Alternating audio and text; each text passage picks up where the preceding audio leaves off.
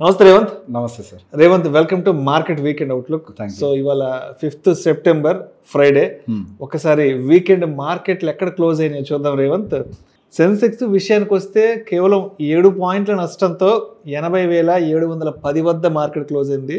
Nifty విషయానికి వస్తే 6 పాయింట్ల లాభంతో 24,741 వద్ద క్లోజ్ అయింది. సో రేవంత్, ఇటువంటి కొంత పెక్యులియర్ మార్కెట్ని రీసెంట్ టైమ్స్లో చూడలేదు రేవంత్. ఎందుకంటే సెన్సెక్స్ ఏమో 7 పాయింట్ల నష్టం, నిఫ్టీ ఏమో 6 పాయింట్ల లాభం. ఇది ఎక్కడ అసలు అది సింక్ అవ్వట్లేదు. ఏంటి అసలు ఇవాళ మార్కెట్లో ఏం జరిగింది? అండ్ నిన్న కూడా సెప్టెంబర్ 4th జిఎస్టీకి సంబంధించిన కొత్త డెవలప్మెంట్స్ అంతా కూడా అనౌన్స్మెంట్ చేయడం జరిగింది. సో గురువారం రోజేమో మార్కెట్లో చాలా పాజిటివ్గా రిసీవ్ చేసుకున్నాయి జిఎస్టీ న్యూస్ని.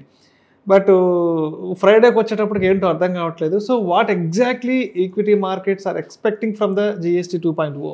సో ఇప్పుడు మీరు అన్నారు గురువారం అంటే ముందు రోజు గురువారం రోజు జిఎస్టీ న్యూస్ వచ్చినప్పుడు మార్కెట్ కొంచెం పాజిటివ్గా తీసుకుంది అని. కానీ కరెక్ట్గా మనం ఒకసారి మార్కెట్ని కనుక గమనించినట్లయితే నిన్న కూడా మార్కెట్ మనకి పెద్ద ఎత్తున రిటర్న్స్ ఇచ్చింది ఏం లేదు. ఓపెనింగ్ అద్భుతంగా ఓపెన్ అయినప్పటికీ మళ్ళీ అక్కడి నుంచి గెయిన్స్ అన్ని కూడా తినేసుకుంటూ కిందకు వచ్చింది. యాక్చువల్గా చాలా మంచి న్యూస్ అది. అంత మంచి న్యూస్ వచ్చినప్పుడు మార్కెట్ ఎందుకు పైకి వెళ్ళలేదు అనేది మనం ఆలోచించాలి. సో ఆల్రెడీ మార్కెట్లో జిఎస్టీకి సంబంధించిన రిడక్షన్స్ వస్తాయి అని చెప్పేసి మనకి ఆగస్టు 15 ఆ టైంలోకి క్లారిటీ వచ్చింది. సరిగ్గా ఆ టైంకి మనకి ఆగస్టు 15 ఆ టైంకి 14 నైటు మనకు ఆ రోజు 24,600 దగ్గర మార్కెట్ ఉన్నది. 25,100 వరకు కూడా మనకి ర్యాలీ అయింది ఆ న్యూస్ తర్వాత పాజిటివ్ సెంటిమెంట్ తోటి. అక్కడి నుంచి మళ్ళీ profit booking, tariff related uncertainties అన్ని ఒకదాని వెంక ఒకటి రావటము. మార్కెట్ అక్కడి నుంచి 24,400కి రావటము, 24,800కి వెళ్ళటము, నిన్న మళ్ళీ అక్కడి నుంచి సెల్ ఆఫ్ రావటము. సో హయ్యర్కి వెళ్ళినప్పటికీ సెల్ ఆఫ్ అయితే వస్తుంది. సో నిజంగా ఇప్పుడు వచ్చినటువంటి జిఎస్టీ రిఫార్మ్స్ అనేవి మార్కెట్కి సపోర్టింగ్గా నిలబడతాయా లేదా అనేది పెద్ద ప్రశ్న. అసలు వీళ్ళు ఇప్పుడు ఎందుకు జిఎస్టీ రిఫార్మ్స్ తీసుకొని రావాల్సిన అవసరం వచ్చింది? గత ఎన్ని సంవత్సరాలుగా 8 సంవత్సరాలు అనుకుంటా కదా జిఎస్టీ ఫార్మేషన్. 9 years అయింది. 2016 9 years అవుతుంది. సో 9 years క్రితం వచ్చినటువంటి జిఎస్టీని అందులో వస్తున్నటువంటి టాక్సేషన్ అనేది ఎక్కువగా ఉంది అని తెలిసినప్పటికీ ఎంతోమంది దానికి సంబంధించి కామెంట్స్ చేసినప్పటికీ ఇన్ని సంవత్సరాలుగా జిఎస్టీకి సంబంధించి ఎటువంటి రిడక్షన్స్ మనకు మార్కెట్లో రాలేదు. సో ఒక్కసారి పోయిన 2024 జూన్ కంటే ముందు 10 సంవత్సరాలు మన చరిత్రను ఒకసారి తిరగేసి చూస్తే అప్పుడు ప్రభుత్వం యొక్క కాన్సన్ట్రేషన్ మొత్తం కూడా ఇన్ఫ్రాస్ట్రక్చర్, డిఫెన్స్ డెవలప్మెంట్ వీటి మీద ఎక్కువగా ఉంది. రోడ్లు వేశారు, బిల్డింగులు కట్టారు, ఎయిర్పోర్ట్లు కట్టారు, అంత నెట్వర్క్ బాగానే బిల్డ్ చేశారు. ఇప్పుడు అది కాస్త ఉపయోగంలోకి రావాలి అంటే ముందు జనాల దగ్గర డబ్బులు ఉండాలి. రోడ్ యొక్క పని ఏంటి, ఇన్ఫ్రాస్ట్రక్చర్ యొక్క పని ఏంటి, ప్రజలకు ఉపయోగపడే విధంగా బిజినెస్ని డెవలప్ చేస్తుంది, నెట్వర్క్ని బిల్డ్ చేసి పెట్టారు. ఇప్పుడు జనాలు అంటూ ఖర్చు పెడితేనే ఆ ఎకానమీ అనేది ముందరికి వెళ్తుంది. ఒట్టి ఇన్ఫ్రాస్ట్రక్చర్తో మనం చేసేది ఏం లేదు. గతంలో మనం చైనా గురించి మాట్లాడినప్పుడు చైనా ఒక గోస్ట్ సిటీస్ తయారు చేస్తుంది, ఒట్టి ఇన్ఫ్రాస్ట్రక్చర్ని బిల్డ్ చేసి మాట్లాడుకున్నాం. అంటే focusing only on infrastructure will not work it out. అప్పుడు ఇన్ఫ్రాస్ట్రక్చర్ మీద మనం ఫోకస్ పెట్టినట్టయితే జీడిపి బాగా ముందరికి వెళ్తుంది అని ఒక యాంటిసిపేషన్ తోటి దాని మీద పెట్టారు. అక్కడ జీడిపి నెంబర్లు ముందరికి వెళ్ళాయి. కానీ అక్కడ జీడిపిని బూస్ట్ చేసింది ఏది? Public capex. అంటే ప్రభుత్వం పెట్టేటువంటి డబ్బుల వల్ల అక్కడ కేవలం మనకి జీడిపి యొక్క నెంబర్లు ముందరికి వెళ్ళాయి. అదే నేను ఇంతకుముందు కూడా చెప్పింది, మనకి మట్టి ఎదుగుతుంది కానీ ప్రజలు ఎదగట్లేదు అని. జీడిపి నెంబర్లు ఎదుగుతున్నాయి కానీ ప్రజల వల్ల ఎదుగుతుందా, ప్రజలు కూడా దాంతోపాటు ఎదుగుతున్నారా లేదా పెద్ద ప్రశ్నగా మారింది. 2020 సంవత్సరం తర్వాత, కోవిడ్ తర్వాత నుంచి జీతాల్లో పెద్ద ఎత్తున ఇంప్రూవ్మెంట్స్ రాలేదు, శాలరీస్లో పెద్ద ఎత్తున హైక్స్ ఎవరికి వచ్చిన పరిస్థితి లేదు. సో ఉద్యోగం ఉంటే చాలన్న పరిస్థితులకు నెట్టబడ్డారు. కానీ అదే టైంలో ఇన్ఫ్లేషన్ షూట్ అయింది. దాదాపుగా ఫుడ్ ఇన్ఫ్లేషన్ 12%కి వెళ్ళింది. రెంటల్స్ అన్నీ కూడా డబల్ అయిపోయినాయి all of the sudden. So there is a huge change in the spending pattern.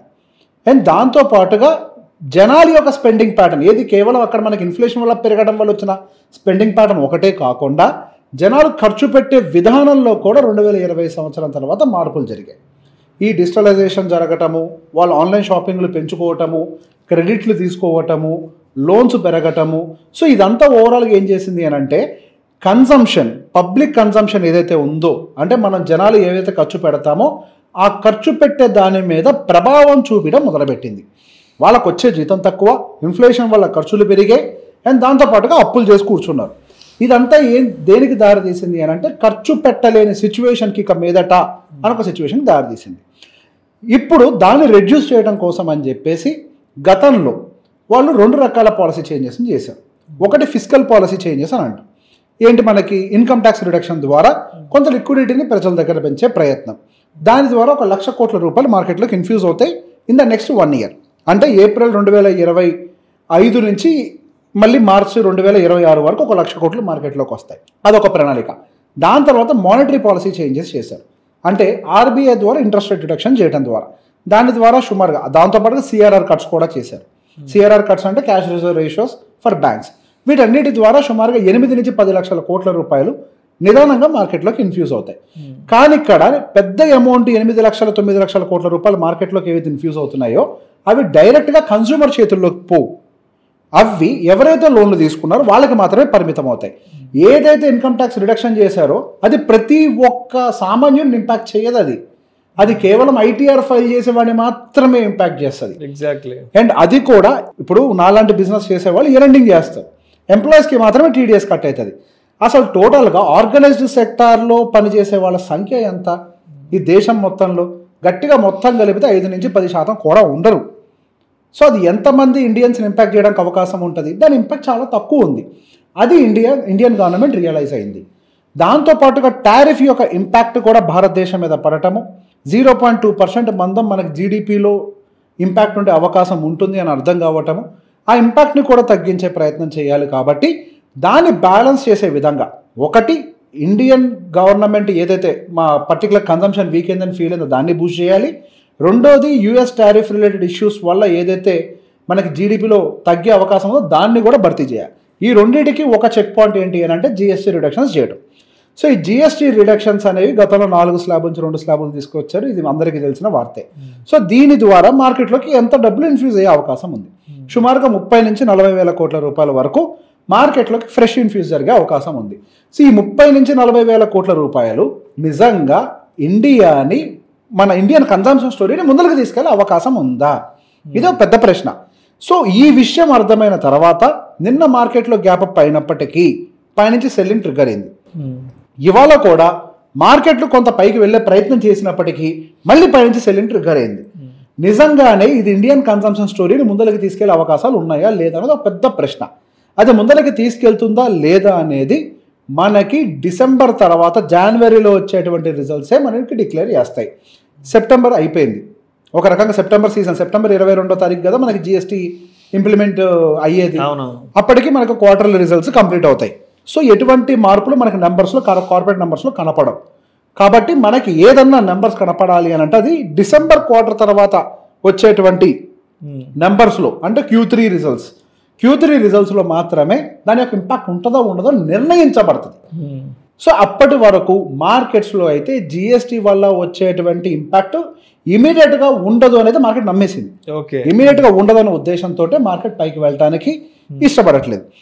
So ఇప్పుడు ఒకసారి మనం దాంతోపాటుగా టెక్నికల్గా చూసినా కానీ 24,800-900 దగ్గర నుంచి 25,000 దగ్గర కూడా ఒక రెసిస్టెన్స్ కనపడుతుంది. ఇది ఈ 100 పాయింట్ల జోన్లో.